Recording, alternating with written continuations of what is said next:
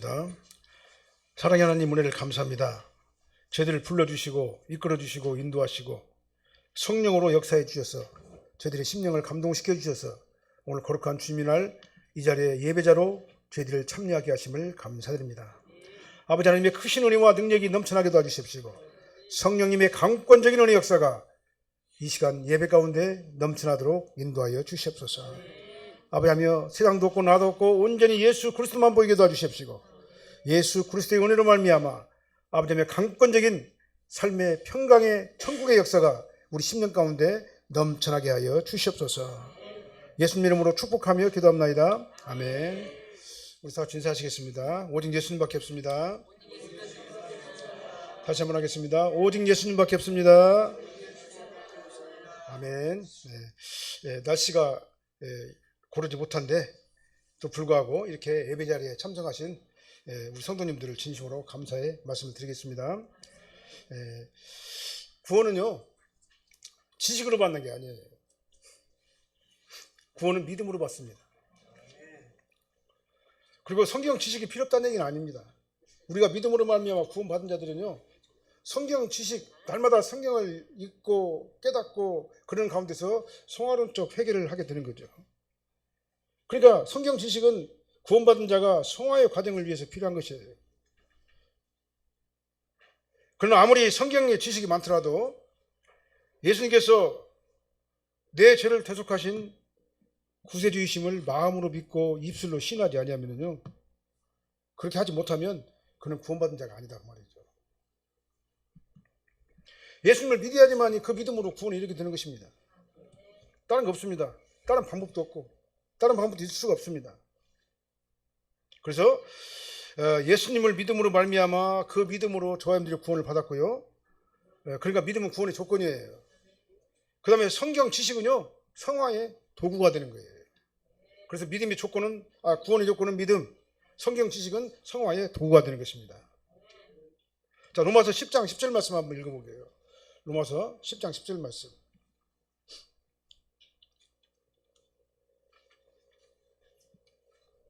자, 제가 읽겠습니다. 사람이 마음으로 믿어 의에 이르고 입으로 시인하여 구원에 이르느니라 그랬어요. 로마서 10장 10절 말씀이에요.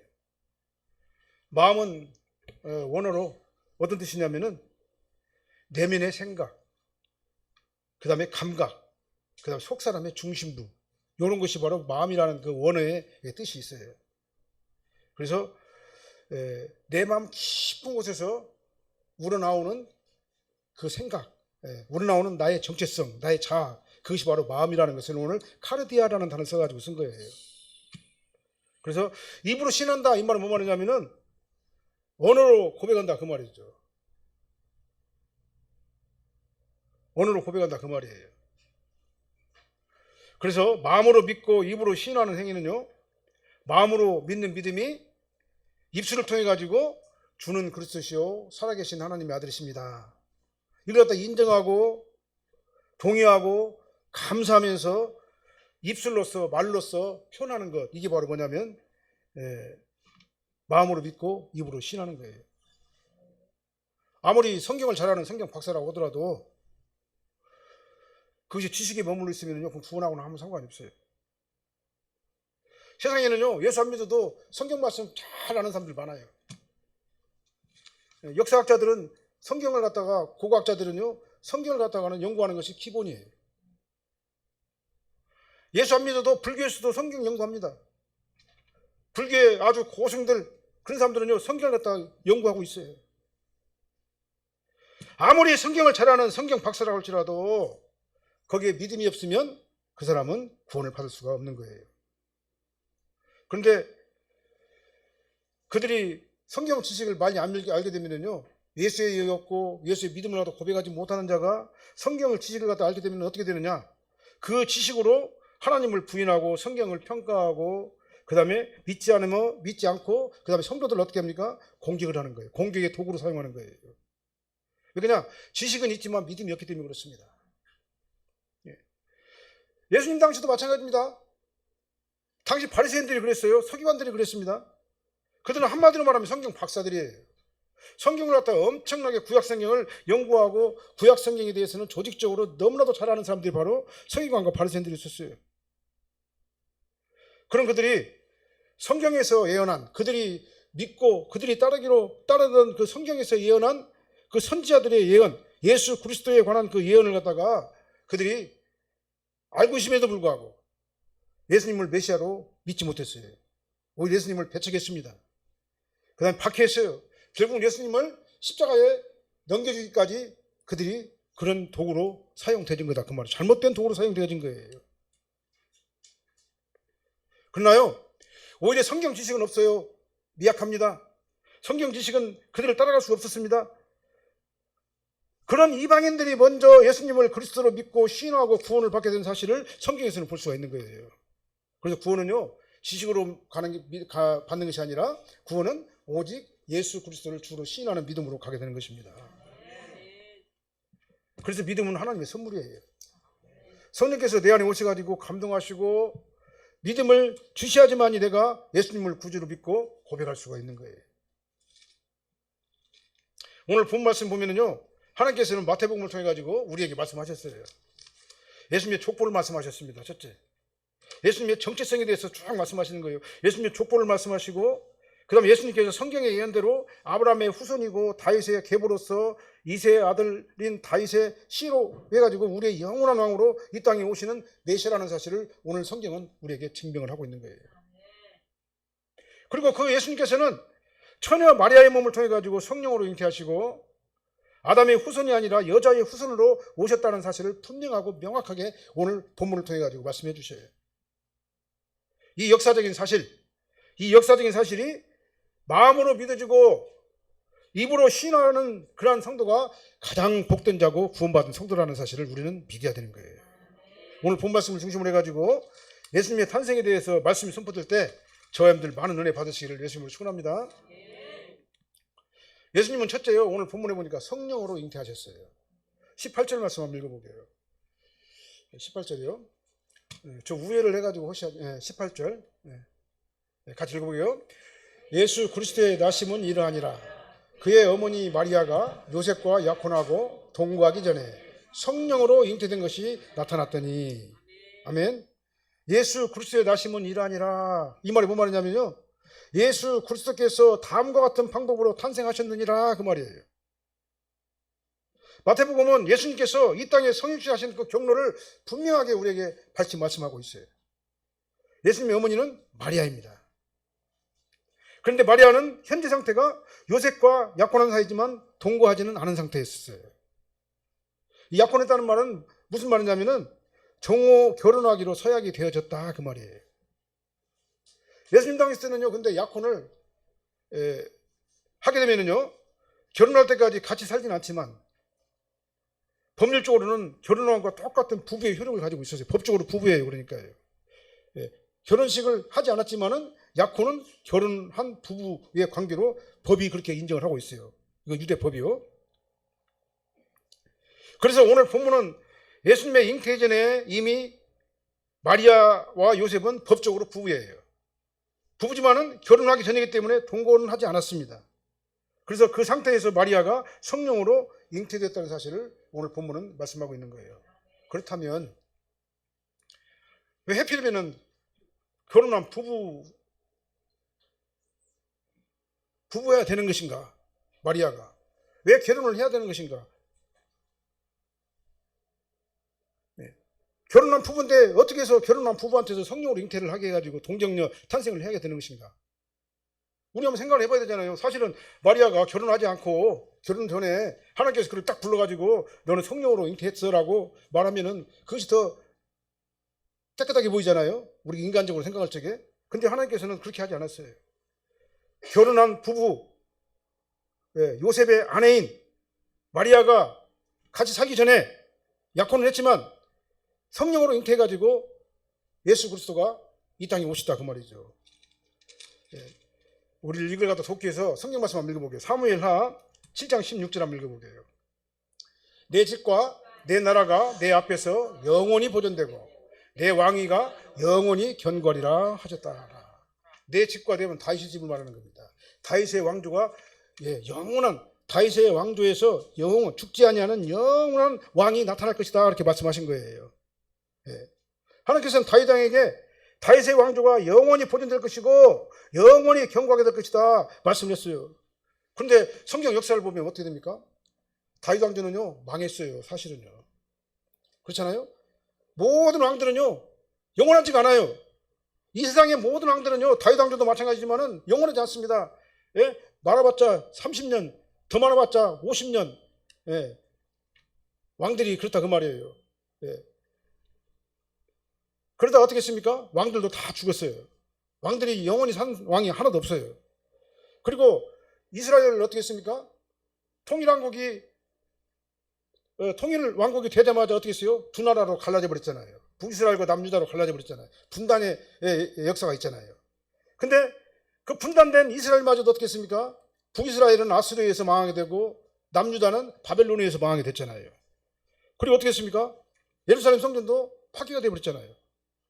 솔로몬 성전도 파괴됐고 다윗 성전도 파괴됐고 헤롯 성전도 파괴돼버리고 어떻게 했습니까? AD 76년에 기두장군에 의해 가지고 완벽하게 도리에 돌 하나 남지 않냐고 다 멸망당했잖아요. 그런데 하나님께서는요 영원한 다윗 왕조에 영원한 왕이 나올 것이다 그렇게 말씀하셨어요. 이게 무슨 뜻일까 그게? 다윗 왕조의 영원한 왕은 누구인가? 자, 이사야서 11장 1절하고요 사무엘하 7장 13절 같이 한번 읽어보게요. 이새의 줄기에서 한 싹이 나며 그 뿌리에서 한 가지가 나서 결실할 것이요 그는 내 이름을 위하여 집을 건축할 것이요 나는 그의 나라의 왕위를 영원히 견고하게 하리라. 이 한 싹은 예수 그리스도를 말하는 겁니다. 메시아를 얘기하는 거예요. 자, 이새의 줄기에서 한 싹이 나온다. 이 말은 뭐냐? 예수 그리스도께서 이새의 줄기인 다윗의 가문에서 탄생하실 것이다 그 말이에요. 이게 성경의 예언이에요. 그러니까요. 하나님께서 예수님이 탄생하기 700년 전, 600년 전 계속 해가지고 선지자들 통해 가지고 예수님의 탄생을 메시아의 탄생을 예고했는데요. 첫째 뭐예요? 예수님은요 다윗의 가문에서 탄생을 하셔야 되는 겁니다. 다윗 왕조의 후손이 돼야 돼요. 조건이요. 첫 번째 조건이요. 그 다음에 예수님께서는 다윗에서 탄생하신 다윗의 왕조의 왕이시면서 어떻게 돼요? 여자의 후손이 돼야 된다 그 말이죠. 여자의 후손이 돼야 되는 거예요. 이 두 가지를 다 동시에 만족을 시켜야 되는 거죠. 성경의 예언에 맞게 예수님이 오시려면 그렇게 해야 된다 그 말이죠.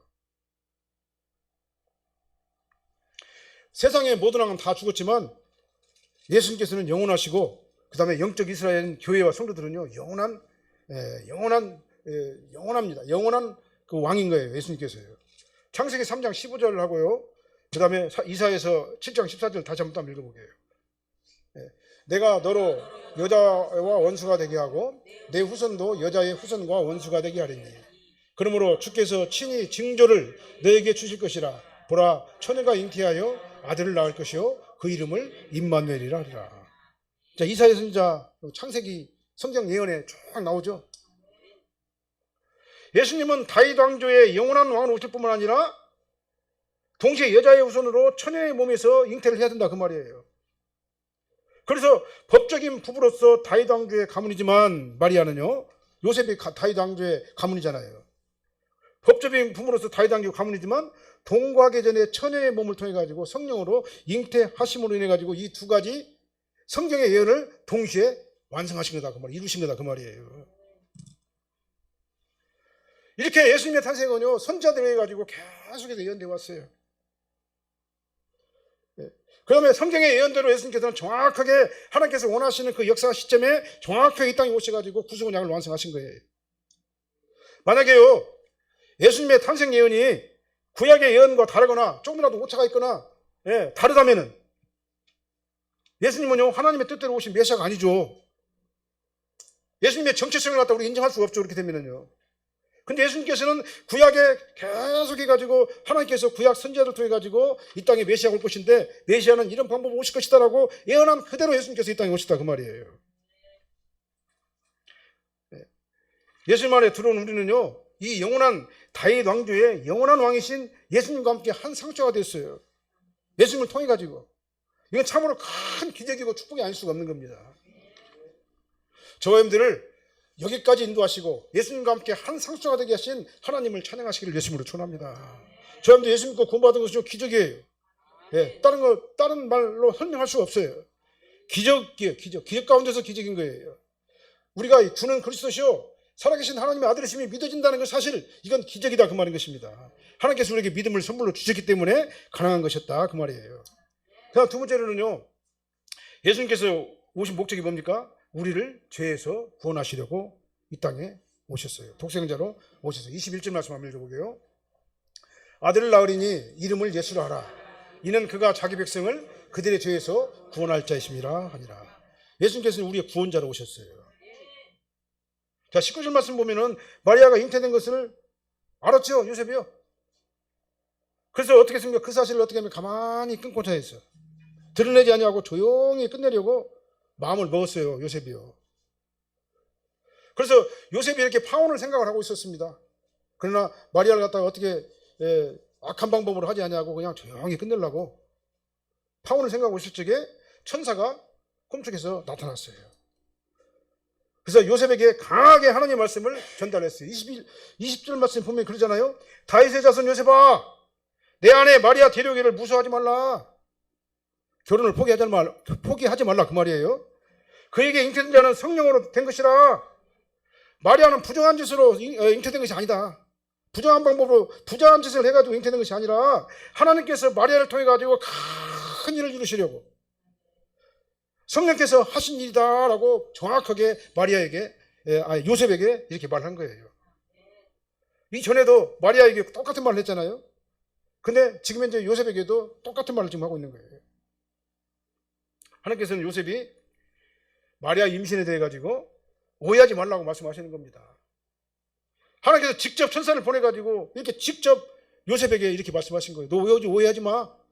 마리아는 다른 방법, 부정한 방법으로 잉태한 게 아니야. 성령으로 큰 일을 위해서 하나님의 구속 언약을 완성하기 위해서 아주 큰 일을 하나님께서 그 일을 통해 가지고 한 거야 라고 설명을 해준 거예요. 그러니까요, 마리아가 낳게 될 그 아이는 누구예요? 예수님은요, 인간적이고 육신적인 기원이 아니에요.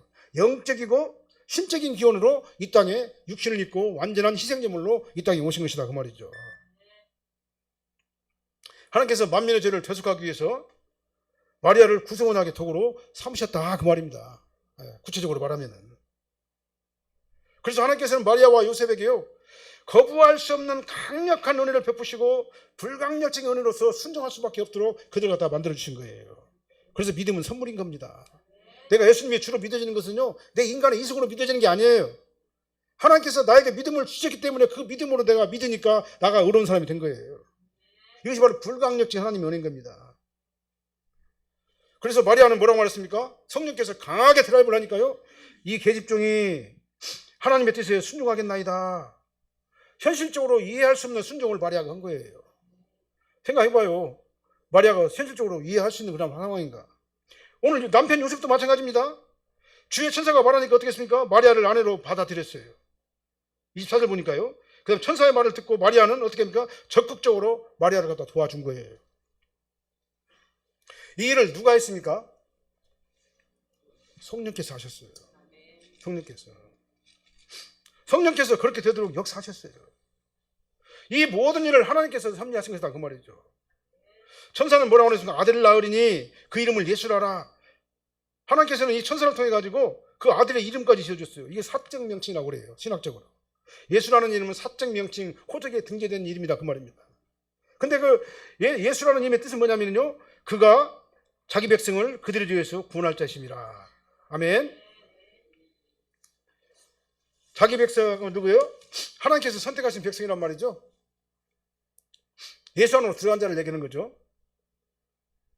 자기 백성을 그들의 죄에서 구원하신다. 이 말은 뭔 말입니까? 아담의 범죄로 인해 가지고 사망과 저주로 얽혀진 죄의 사슬을 끊어버리시겠다. 그리고 하나님과 단절됐던 그 막혔던 담을 헐어버리시고 예수 그리스도의 휘장을 찢어버리시고 이제는 예수 그리스도를 통해 가지고 하나님과 막혔던 담을 헐어버리고 하나님과 만나는 화목하게 되는 그러한 상태로 만들어 주시겠다 그 말이에요. 그래서 모든 인간은요, 스스로 자력으로 인간의 죄 문제를 해결할 수가 없습니다. 해결할 능력도 없습니다, 사실은요. 자, 로마 3장 10절로 12절을 한번 또 한번 읽어보게요. 기록된 바 의인은 없나니 하나도 없으며 깨닫는 자도 없고 하나님을 찾는 자도 없고 다 치우쳐 함께 무익하게 되고 선을 행하는 자는 없나니 하나도 없느니라. 아멘. 아담 이후의 인간은요, 이 원죄의 영향을 받아가지고 스스로 잠업죄를 짓고 할 수밖에 없어요. 의인은 없나니 하나도 없습니다. 성경이 이렇게 말씀하고 있잖아요. 의인은 없나니 하나도 없어요. 깨닫는 자도 없습니다. 하나님께서 깨닫게 해주지 않으면 못 깨달아요. 하나님께서 나를 의롭다 칭하지 않으면 의인은 아무도 없어요. 그죠? 그 다음에 선이란 말은 뭔 말이냐면요, 예수 그리스도 안으로 들어가는 걸 갖다 선이라고 그래요. 악은 뭐냐면 예수 밖에 있는 게 악이에요. 예수 안에 들어가는 게 선인 거예요. 하나님의 관점에서 볼 때 그렇다 그 말이에요. 선을 행하는 자는 아무도 없어요. 인간 스스로는. 하나님께서 불러주시고 지명해서 불러주셔가지고 나를 그렇게 만들어 주셔야지만이 내가 선한 자가 되는 거예요. 의인은 없나니 아무도 없습니다. 선을 행한 자도 아무도 없어요. 어떻게 해요? 인간의 이성으로는 안 된다 그 말입니다. 누가 도와줘야 된다고요? 하나님께서 나를 감동시키시고 나에게 믿음을 주셔야지만이 이 일이 가능하게 된 거예요. 그래서요, 의인이 되려면 어떻게 됩니까? 흠이 없어야 되잖아요. 첫째, 죄가 없어야 되잖아요. 근데 이 세상에 어떤 사람이라고 죄 없는 사람이 어디가 있어요? 흠이 없는 사람이 어디가 있어요? 아무도 없어요. 아담의 후손들은요, 다 흠이 다 있어요. 아무리 완벽한 자라도 하나님의, 지난주에도 말씀드렸지만은요, 하나님의 창조의 빛에 딱 나를 비춰보면요, 더럽고 냄새나고 추한 것밖에 안 보이는 거예요. 우리 인간은 완전할 수가 없어요. 다 부족하고 연약하고 냄새나고 추한 존재들이에요. 그래서 의인이 되려면 죄가 하나도 없어야 되는데, 우리 인간은요, 어떤 사람이라도 이 죄에서 완벽하게 자유로울 사람은 아무도 없다. 그래서 예수님께서 이 땅에 오신 거예요. 예수님은 완전한 인간이지만 죄가 없으신 분이잖아요. 이 해결할 수 없는 인간의 죄 문제를 해결해 주시려고, 자기 백성을 그들의 죄에서 구원시켜 주시려고 예수님께서 이 땅에 오신 것이에요. 제가 강단에서 너무나도 자주 말씀드리죠. 오직 예수님밖에 없어요. 예수님이 해답이에요. 예수님 말고는 다른 방법으로 철학적으로 우리가 구원받을 수 없어요. 우리 인간의 이성적으로 절대로 구원 못 받아요. 어떤 세상의 학문이나 세상에 어떤 가지고 있는 어떤 그 배경 가지고 절대 구원 못 받아요. 오직 예수님을 통해서만 우리가 구원을 받는 거예요. 왜 그러냐? 예수님은 흠없는 희생제물이 되셔가지고 만민의 죄를 대속하신 유일하신 분이 바로 예수님 한 분뿐이시기 때문에 그렇습니다. 그래서 예수님께서는요, 반드시 육체로 오셔야 돼요. 그래서 육체로 오심을 부인하는 영마다 적그리스도다. 성경은 그렇게 선언하고 있는 거예요. 예수님은 자기 백성을 그들의 죄에서 구원할 자이십니다. 그렇게 하시려고 이 땅에 오신 거예요. 여자의 몸을 빌어가지고 여자의 후손으로 이 땅에 오셨습니다. 그 다음에 다윗의 후손으로 오셨어요. 이렇게 천사는 마리아와 요셉에게 각각 나타나가지고 마리아가 성령으로 잉태한 사실, 그 다음에 이름을 예수로 지어야 된다는 그 사실을 두 사람 모두에게 똑같이 전해줬어요. 그래서 예수님께서 탄생하실 때 요셉이 어떻게 했습니까? 그 이름을 예수라고 그렇게 이름을 지어줬다 그 말이죠. 우리를 죄 가운데서 건져내시려고 이 땅에 오신 그 예수님께 무한 감사시를 예수님을 축원합니다. 우리 예수님 은혜가 아니면 안 돼요. 예수님께서 나를 지배하지 않으면 난 구원받을 수가 없어요. 믿음도 안 되는 거예요. 내가 자꾸 이렇게 강조해가지고 강단에서 말씀드리는데요, 믿음은 믿어지는 것이지 내 이성의 능력으로 판단해가지고 결정하는 의지적 사건이 아니다는 얘기예요. 믿음은 믿어지는 겁니다.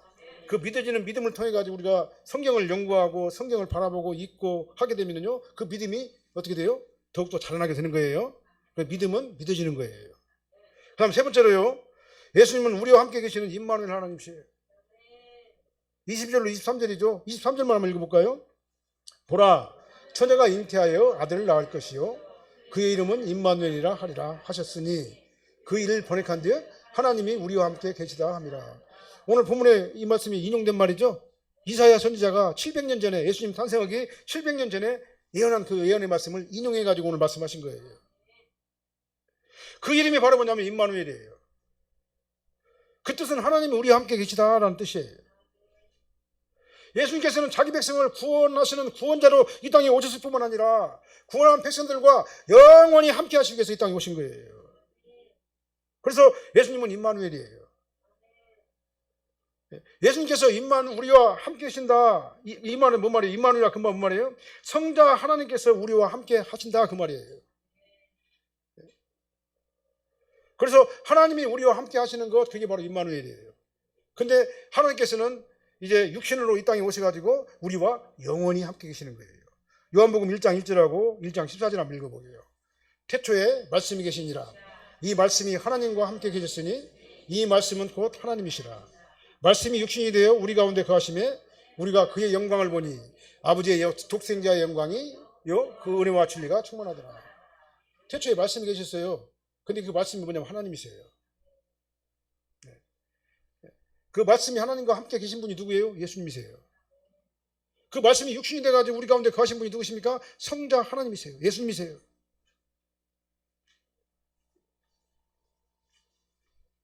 그러니까 예수님과 함께하는 것이 바로 하나님과 함께하는 거예요. 성령님이 내 안에 내주하는 것이 바로 하나님과 나와 함께하는 거예요. 왜냐? 삼위일체 하나님이 내 안에 계시잖아요. 우리는 성도로서 이 세상을 살면서요, 성도의 삶을 살 수 있는 유일한 이유가 뭐냐? 바로 하나님이 우리와 함께 하시기 때문에 우리가 성도로 존재하는 거예요. 성령께서 나에게 회개할 마음 안 주면 우리 회개도 못해요. 사실은요. 성령께서 나에게 기도의 영을 불어넣어주지 않으면 우리 기도도 마음대로 못 하는 거예요. 성령께서 나에게 찬양의 마음을 갖다 불어넣으셔가지고 나를 감동시키지 않으면 내가 찬송도 내 마음대로 못 하는 거예요. 하나님이 우리와 함께 하시기 때문에 내가 성도로서 존재하는 것이다라는 사실을 우리는 알아야 되는 거예요. 우리가 그냥 신앙생활을 하는 것 같죠. 우리가 그냥 내 의지대로 내 판단과 내 어떤 그 의지대로 우리가 신앙생활을 하는 것 같죠. 절대 아니에요. 성령께서 나를 도와주시고 하나님께서 우리와 함께 하시기 때문에 내가 신앙생활을 할 수가 있는 거예요. 그분이 바로 임마누엘 하나님이세요. 우리가 믿음이 연약할 때 임마누엘 하나님 어떻게 합니까? 우리를 위로해 주셔요. 그 다음 우리를 다 알려주셔요. 깨닫게 하셔요. 그 다음에 우리의 길을 인도하셔가지고 어떻게 하십니까? 우리가 악한 길로 가지 아니하고 선한 길로 갈 수 있도록 하나님께서 원하시는 그 길로 갈 수 있도록 우리를 인도하시는 분이 바로 누구냐? 임마누엘 하나님이세요. 그리고 난 다음에 우리를 어떻게 합니까? 견인하시는 겁니다. 어디까지 견인하세요? 영원한 천국까지 우리를 끝까지 견인하시는 거예요. 그분이 바로 임마누엘 하나님이에요. 임마누엘 하나님이 안 계시면은요, 우리는 구원받은 그 사실을요, 우리는 지켜낼 수가 없어요. 우리 인간 스스로는요. 그러니까 하나님께서 안 도와주면은 우리는 살 수가 없다. 하나님의 은혜가 아닌 것은 우리가 존재할 수가 없다. 여기까지 인도한 것이 결국은 내 의지대로 내가 온 것 같지만은 전적으로 하나님의 인도하심의 결과였었다. 아멘. 우리는 임마누엘 하나님이 나와 함께 하시기 때문에 우리가 사는 겁니다. 예. 예수님은 지금도 어떻게 합니까? 보좌 우편에서요, 우리를 위해서 중보하시죠. 예. 우리의 기도를 다 받아가지고, 예, 다 받아가지고 금양에 담아가지고 어떻게 합니까? 중보하셔요. 중보. 천국이 왜 천국입니까?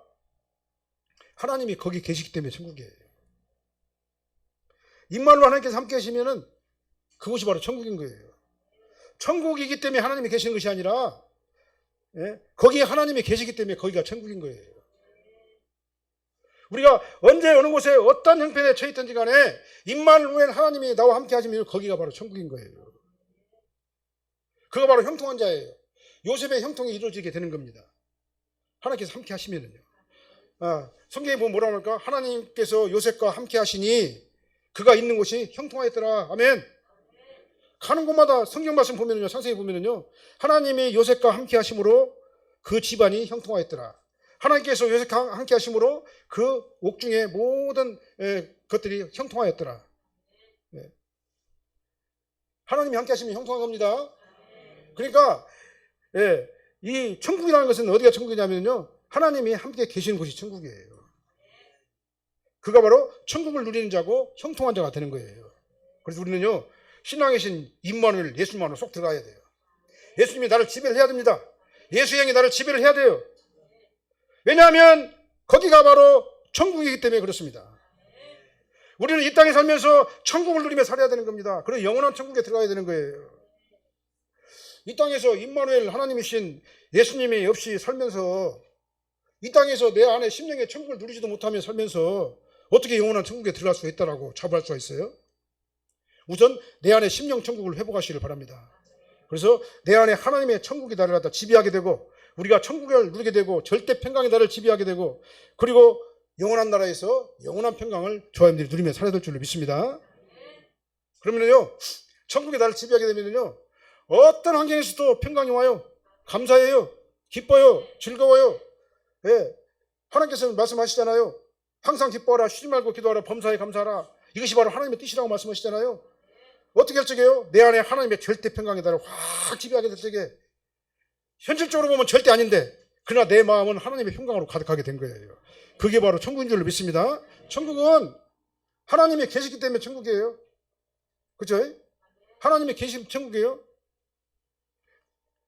천국이기 때문에 하나님이 계시는 게 아니라 하나님이 계시 때문에 천국인 거예요. 그래서 우리는 어떤 환경에 있든지 반드시 임마누엘 예수님이 우리와 함께 하시는 놀라운 축복의 성도님들이 다 되셔야 돼요.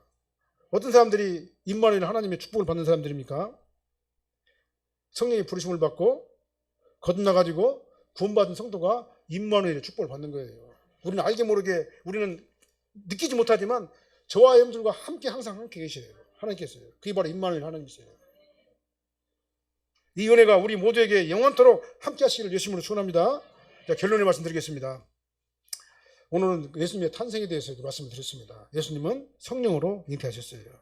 우리를 죄와 사망 가운데서 건져내시려고 온전한 희생제물로 이 땅에 오시기 위해서 여자의 후손으로 다윗의 후손으로 이 땅에 오신 거예요. 그래서 예수님께서는 우리를 구원하시는 구원자로 오셨어요. 그래서 그 이름이 바로 예수예요. 예수님께서는 구원받은 자기 백성과 영원토록 함께 하시고 우리를 다 지켜주시고 보호하시고 인도하시는 임마누엘 하나님이세요. 내가 어느 곳에서 어떤 상황에 처했더라도 임마누엘 하나님이신 예수님과 동행하게 되는 거예요. 나 혼자 세상을 갖다 힘들게 살아가는 것 같지만은요, 사실은 내 등 뒤에서 나를 갖다 지켜주시고 인도하시고 보호하시고 이끌어주신 분은요, 임마누엘 하나님이세요. 위로 받으시길 바랍니다. 나 혼자가 아니다는 얘기예요. 그러니까요. 내 뒤에는 항상 하나님께서 나를 인도하신다. 나 인생의 항해 키를 누가 잡고 계셔요? 하나님께서 내 등 뒤에서 그 키를 갖다가 조종하시는 거예요. 그래서 이렇게 저 여러분들이 구원받은 것은요, 간단한 것 같지만 절대 간단한 게 아니에요. 이렇게 철저하고 오묘하고 놀라우신 하나님의 인도하심의 결과인 거예요. 이 놀라운 은혜의 증거가 된 저와 여러분들은요, 구원의 능력과 하나님이 함께 하심이 언제나 충만하시기를 예수님으로 축원합니다. 구원의 능력 안에서 사시길 바랍니다. 지금 현재 내가 이 시간에 동말론적 신앙생활을 하면서 하나님의 영이 나를 지배하면서 내가 있는 그곳이 바로 천국이 되시기를 예수님으로 축원합니다. 그래서 형통한 자가 되시기를 예수님으로 축원합니다. 기도하시겠습니다. 사랑하는 하나님 감사합니다.